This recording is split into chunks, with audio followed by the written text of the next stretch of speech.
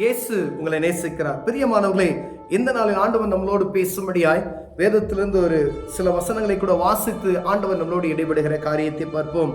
அது ஆகாய் தீர்க்கதரிசியின் புஸ்தகம் 1வது அதிகாரம் 4, 5, 6 வசனங்கள் இப்படியாக சொல்லுகிறது. இந்த வீடு பாலாய் கிடக்கும் போது நீங்கள் மச்சு பாவப்பட்ட உங்கள் வீடுகளில் குடியிரு காலம் இதுவோ? இப்போதும் சேனைகளில் கர்த்தர் சொல்கிறார், உங்கள் வழிகளை சிந்தித்து பாருங்கள். நீங்கள் திரளாய் விதைத்தும் கொஞ்சமாய் அறுத்து கொண்டு வருகிறீர்கள். நீங்கள் புசித்தும் திருப்தியாகவில்லை, குடித்தும் பரிபூர்ணம் அடையவில்லை. நீங்கள் வஸ்திரம் உடுத்தியும் ஒருவனுக்கு குளிர் விடவில்லை. கூலியை சம்பாதிக்கிறவன் பொத்தரான பையிலே போடுகிறவனாய் அதை சம்பாதிக்கிறான். உங்கள் வழிகளை சிந்தித்து பாருங்கள் என்று சேனைகள் கர்த்தர் சொல்லுகிறார். நீங்கள் மலைகளின் மேல் ஏறி மரங்களை வெட்டி கொண்டு வந்து ஆலயத்தை கட்டுங்கள், அதன் பேரில் நான் பிரியமாயிருப்பேன், அதனால் என் மகிமை விளங்கும் என்று கர்த்தர் சொல்லுகிறார். பிரியமானவர்களே, ஆண்டவருடைய ஆலயத்தை குறித்ததான ஒரு பாரத்தை ஆண்டவர் வெளிப்படுத்துகிறதை நாம் இந்த இடத்துல வாசிக்கும். ஆகாய் தீர்க்கதரிசிக்கு ஆண்டவர் தங்களுடைய ஜனங்களை குறித்து, நீங்கள் மச்சு பாவப்பட்ட வீட்டில் குடியிருந்து சுகபோகமாய் வாழ்ந்து கொண்டிருக்கிறீர்களே என்று சொல்லுகிற ஒரு சத்தத்தை கேட்க முடிகிறது. பிரியமானவர்களே, இது நிமித்தமாய் ஆண்டவருடைய ஆலயத்துக்கு ஒரு முக்கியத்துவம் கொடுக்காமல் போன நிமித்தமாய் அவருடைய கோபாக்கினை வந்து ஜனங்கள் மீது அந்த தேவ கோபாக்கினை வருகிறதை நாம் பார்க்க முடிகிறது. அநேக இடங்கள்ல வட மாநிலங்களெல்லாம் பார்த்தீங்கன்னா ஆலயங்கள் கிடையாது. அங்கெல்லாம் மக்கள் தரையில் உட்கார்ந்து குடிசையில் உட்கார்ந்து ஆராதனை செய்கிறார்கள். எத்தனையோ இடங்கள்ல நல்ல குவாலிட்டியான பில்டிங்ஸ் இருக்கு. ஆனால் அங்கு மக்கள் ஆராதிப்பதற்கு ஆட்கள் இல்லை, அதை சரிவர நடத்துவதற்கான ஆட்கள் இல்லை. ஆண்டவர் சொல்லுகிறார், இந்த காலம் நீ மாடி மேல மாடி கட்டி நீ வஸ்திரம் நல்ல ஒரு மகிமையான பில்டிங்ல உட்கார்ந்து இந்த கட்டிக்கிட்டு இருக்க. ஆனா இது அது காலம் அல்ல. இது ஆண்டவருக்கு உதவுகிற காலம், ஆண்டவருடைய நாமத்தை மகிமைப்படுத்துகிற காலம் என்று சொல்லுகிறார். நேரங்களில் ஒரு அறிவிப்பு கொடுக்கும் பொழுது ஆலயத்தில் இங்க ஒரு ஆலயம் கட்ட வேண்டும், அதற்கான காரியங்களை செய்யுங்க அப்படின்னு சொன்னா அதற்கு நம்ம செவி கொடுக்கிறது இல்லை. ஒருவேளை நம்மகிட்ட இயன்றதை ஆண்டவர் சொல்றாரு, உன்னால என்ன செய்ய முடியுமோ அந்த காரியத்தை ஆண்டவருடைய மகிமைக்காய் செய்ய. 2 பைசா போட்ட ஒரு சகோதரி ஆண்டவர் காண்பிக்கிறார். வேத புத்தகத்துல புதிய ஏற்பாட்டில் இயேசு கிறிஸ்துவை காண்பிக்கிறார். இங்க எவ்வளவோ பணங்கள், செல்வந்தர்கள்லாம் அதுல பணம் போடுறதை பார்க்க முடிகிறது. 2 பைசா போட்ட அந்த சகோதரியை பார்த்து ஆண்டவர் சொல்றார், இங்க இருக்கிற எவ்வளோ கூட்டம் இருக்கிறது, எவ்வளோ ஜனங்கள் அங்க ஆலயத்துக்கு வந்துட்டு போகிறாங்க. ஆனா அந்த 2 பைசா போட்ட சகோதரியை பார்த்து ஆண்டவர், இவள் ஜீவனுக்கு உண்டானதையும் இவள் போட்டு விட்டாள் என்று சொல்லுகிறதை நான் பார்க்க முடிகிறது. பிரியமான, அப்ப ஆண்டவருக்கு தெரியும், அவருக்கு மறைவாய் ஒன்றும் எதுவுமே கிடையாது என்பதை நாம் அறிந்து கொள்ள வேண்டும். ஜீவனுக்கு ஏதுவானதையும் போட்டுட்டான், அவன்கிட்ட ஒன்றும் கிடையாது. கடைசி அவ பிழப்புக்காய் வைத்திருந்த அந்த காசையும் ஆலயத்துல போட்டுட்டு வந்துட்டா அப்படின்னு சொல்லி.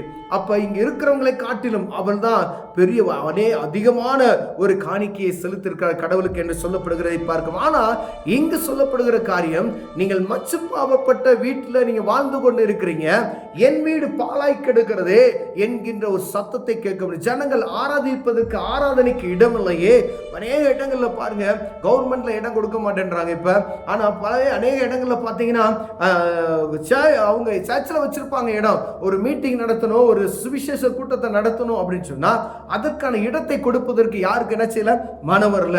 ஒரு கூட்டம் யாரோ நடத்துறாங்க, எப்படியாவது ஆண்டவருடைய நாம மகிமைப்படணும், ஜனங்கள் எப்படியாவது நற்காரியங்களை புரிந்து கொள்ளும்படியா, எப்படியாவது பாவத்திலிருந்து ஜனங்கள் விடுவிக்கப்படும்படியா அந்த இடங்களை கொடுத்து அதை உதவுவதற்கு நம்மால் கூடுமான அளவு ஆண்டவர் உங்களுக்கு கொடுத்திருக்கிற இடங்களை பயன்படுத்துங்கன்னு சொல்லி ஆண்டவர் சொல்லுகிறார். ஒருவேளை நீங்க அப்படி இருக்கிறீங்க, இது நிமித்தமாய் உங்களுக்குள்ள இருக்கக்கூடிய காரியங்கள் நீங்கள் அறியாதபடிக்கு, உணராதபடிக்கு காணப்படுகிறீங்க. நீங்க உங்க காரியத்தை மட்டும், நான் வச்சு பாவப்பட்ட வீட்டில் நான் வாழ்ந்து கொண்டு இருக்கிறேன் என்ற காரியத்தை மட்டும் நீங்க பாக்குறீங்க.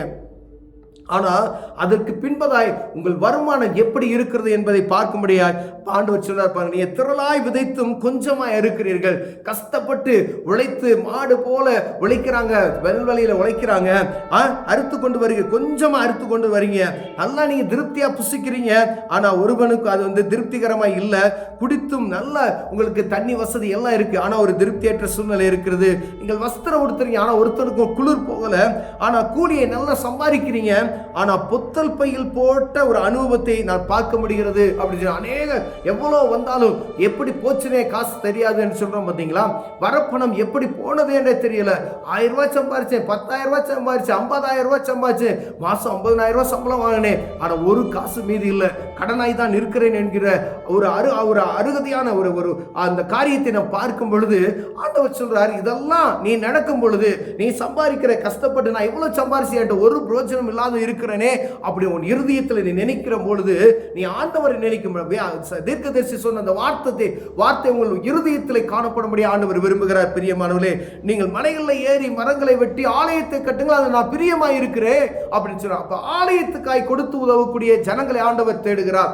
ஆலயங்களை கட்டுவதற்கு, ஆண்டவருடைய நாமம் மகிமைப்படுகிற ஆலயத்தை கட்டுவதற்கு, எல்லா ஜனங்களும் ஆராதிப்பதற்கான ஆராதனை கொடுங்கள். வெளிய இடத்துல எங்கெல்லாம் ஆலயம் இல்லையோ அங்க கேட்கிறாங்க அப்படின்னா அங்க போய் ஆலயம் எல்லாம் ஒன்று சேர்ந்து ஒரு ஆலயத்தை கட்டி கொடுப்போமே. ஆனால் ஆண்டவர் அதில் பிரியமாய் இருக்கிறேன் என்று சொல்லுகிறார். அநேக வட மாநிலங்களெல்லாம் ஆலயம் இல்லை, ஆலயத்தை இடிச்சு போட்டானுங்க. ஆனா ஆண்டவர் விரும்புகிற காரியம் ஆலயத்தை கட்டுங்க, அதுல நான் பிரியமா இருக்கேன், நாங்க வாசம் செய்வேன் என்று சொல்லுகிறார். பிரியமானவர்களே, அவர் வருவார், அவர் ஆசீர்வதிக்க வல்லமையில இருக்கிறார். இது தீர்க்கதரிசி மூலமா ஆண்டவர் நமக்கு உரைத்துக் கொண்டு இருக்கிற காரியத்தை நாம் பார்க்க முடிகிறது.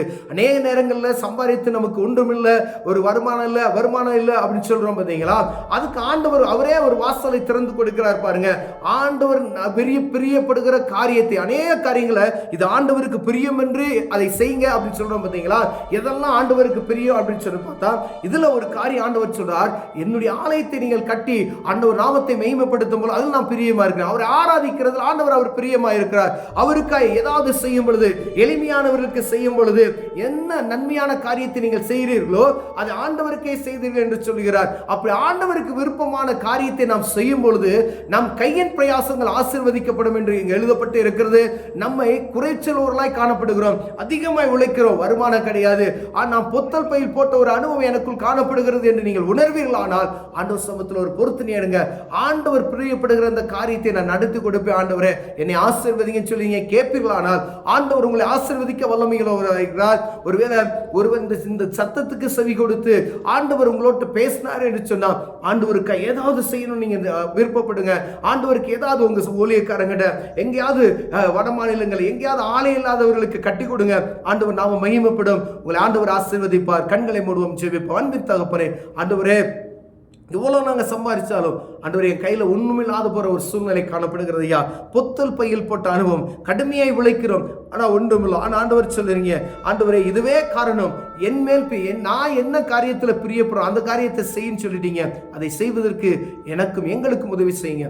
இயேசுவின் நாமத்தில் பிதாவே, ஆமென்.